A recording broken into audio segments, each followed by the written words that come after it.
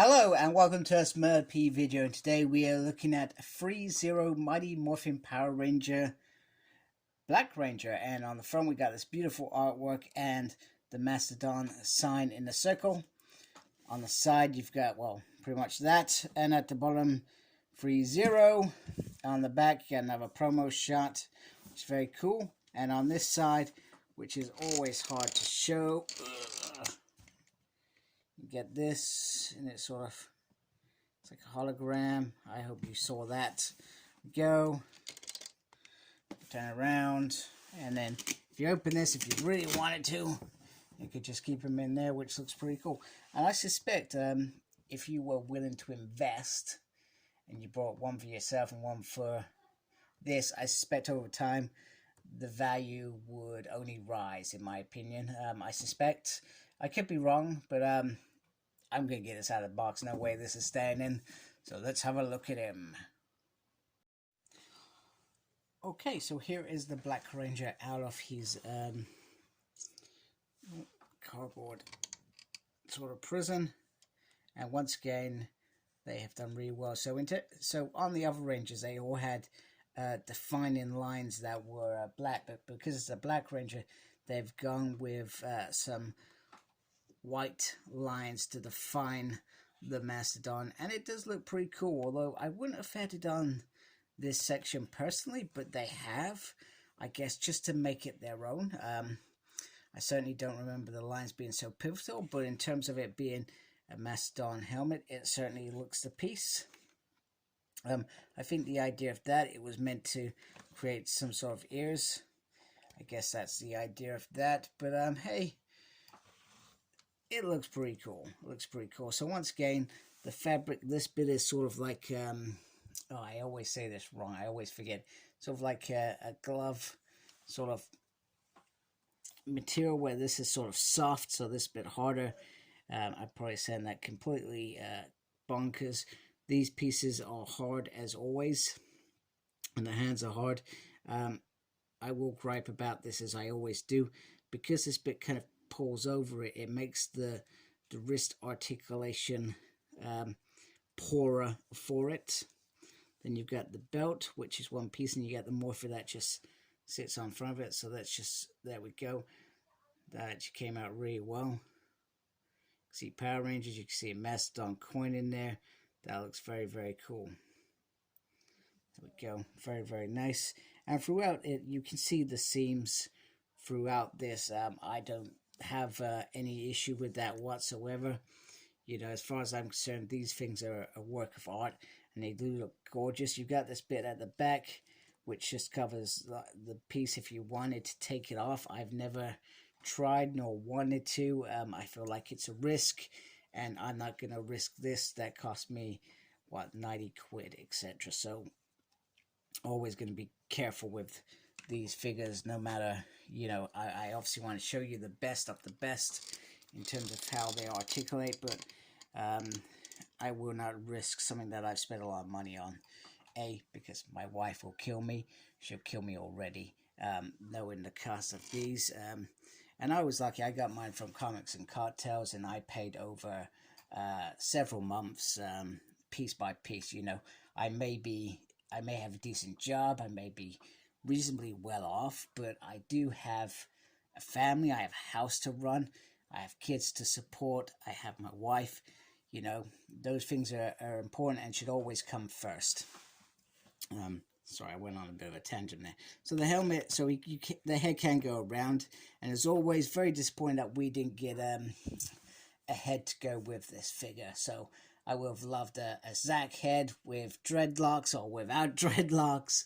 I really wouldn't be fussy if they did a really good Zack head. Maybe they were a bit nervous about achieving that. I mean, it is sometimes hard. If you get the likeness wrong, you fall flat, whereas the helmet perhaps is a bit more easier to control, I guess. Maybe. I also would have liked it in this pack in particular. I would have felt like we would have had an Adam head as well to complement his role as a Black Ranger. So the arm, so you can see that I'm not going to push this. So you can go, you could probably, if this cloth piece isn't on, I suspect you can go all the way around. You can go in like that. You can do some dabbing if you want. Sure. If you want. I will not be dabbing. So got the hands there, and it just flicks off. You know, it's these parts flick off easy, and if you want, you can take this piece off. You can see what's underneath as well if you want to do that. Oh, I lost a hand. Doesn't matter. We're probably going to change the hands in a minute anyway. I will try and do that off thing. You do have a swivel there, and there is an ab crunch there, so you can try and get these into things. Just don't put too much pressure on your fabric. Don't damage your fabric for a decent pose. He's lost his hand again. I feel like if maybe off camera at some point when I have a play around with these, I perhaps will push them. We'll figure out the boundaries there. So you got a swivel in there as well, which is pretty decent. So in terms of articulation, the articulation's there. You've just got to be very careful how you do it, because one wrong move leads to you damaging your figure, which is not what anybody wants. So the blade blaster once again, and let me just change positions. Right, I'm going to try and do this on camera. Yes, I'm doing it. So look, there's a little piece in there, and you just got to kind of flick it out a little bit. And even on camera, I'm very nervous about this, because all it takes is a wrong move and I've damaged it. So, damn it. There we go. Okay, maybe that's what I should be doing. There we go, I flicked it out. So there is the blade blaster as a whole. Very, very beautiful, beautiful piece. Although that doesn't seem to be slotting in as well as some of the others. Whenever else I've done it, it's just sort of gone in and been quite stable, but that doesn't seem to be the case with this one, which is a little bit disappointing. And now I feel like maybe that's because I've done something, but there it is. If you want it like that in the blade blaster, you know, the artwork that has gone into creating the perfect blade blaster is brilliant. And then just to turn it into a gun, you obviously bring this piece down like that, and you push that forward. And there you go, it's completed. Just like that. Very, very nice. It looks beautiful, absolutely beautiful. This is what a blade blaster should be. And I think, was it Bandai, when they had the rights, they did a blade blaster, and I thought they did a very good job. And I did have it for a period of time. I didn't have it for long. I brought it in and sold it. I reviewed it, and I did what I wanted to do with it. In fact, originally I wanted it because I created, for those who watch my video, I did a cosplay.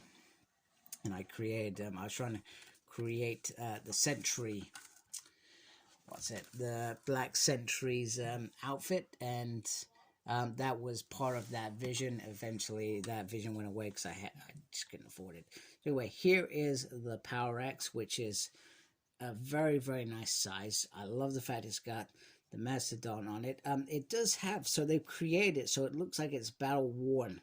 So it's got some chips, etc. on the paint, etc. I'm going to go on a limb and say I suspect that was intentional, rather than the clean look that perhaps we've had with all the others. So interesting that this is a bit weathered compared to them. And then you got the handle there, and then if you take this piece here, you can carefully push that into place. And when we will do the Power Blaster when we do Red Ranger. I will do the Power Blaster, and I'm hoping, I've got a week off, so I'm hoping I will find some time this week to do that final video, show all the ThreeZero Mighty Morphin Power Rangers that I have, and then that gets us ready for when Lord Draken comes out. And hopefully Ranger Slayer as well. I haven't been able to get my hands on Armored Red Ranger. That doesn't mean that it won't happen. It just means it'll perhaps be a little bit later. But certainly one that I do want to get. Okay, so he comes with an array of hands, which is the norm for these figures. Just, I would suggest just be very, very careful, very patient with this one, because like the others, this can be a little bit sharp on here, and as such, I've actually, I'll show you very carefully. I've actually done a, helps if I can, focus. You can see I've done a little bit of minor damage there. Now the reason for that is because the hand itself is actually quite awkward to get in there in its own. So I'm not trying to get it to stay still. So I feel like the holding hands that are meant to hold the axe, etc., are not already designed. They've literally taken hands that were already produced for all of them and expected it to work for every single one. But this is a thicker weapon in terms of holding it, etc., so it doesn't always hold very well. So what I mean by that, so you can get into the gun very well. I'm just gonna stay there and don't fall. So let me put this back here, and now I'm gonna just take this off very carefully and show you what I mean. So you've got to kind of stretch that to even get it around there. But look at this. When you do that and you've got it in place, etc., you can see it's at an angle, which makes it a little bit more difficult for you to get it into there, which I've done straight away. But also, it's actually quite a heavy weapon, so it's just a little bit more, you have to be a little bit more patient with it. And my worry is because it is such a heavy weapon that potentially it could fall down. However, it looks absolutely stunning, and I'm very impressed. I'm very happy to have the Black Ranger in my team. There's no way I was going to do it without him anyway. And I'm a big fan of Zach, a big fan of Adams. So I'm nice to have this. So the usual things are there. The worry on the ball joints are there as always in terms of the hands. Bits slide off quite easily. And then just remember that sharpness is very important on things like this. And I'll remind you, the White Ranger, if you get a White Ranger, remember, this saber is the most sharpest. It's almost like a knife. You could probably kill somebody with that. Don't do that, though. That is wrong. Don't do that. But there are risks. So just bear that in mind when you are maneuvering your figure, etc. Take that extra bit of time and be careful, and don't make mistakes like I did. And I'd rather review something and say that I made a mistake and highlight it to you folks so that when you get this figure, you're a little bit more careful, etc. than I am. So anyway, hope you liked my video. Please support my channel by subscribing. I'd really appreciate it. Make sure you look after yourself, and as always, embrace the geekiness. Take care. Bye-bye.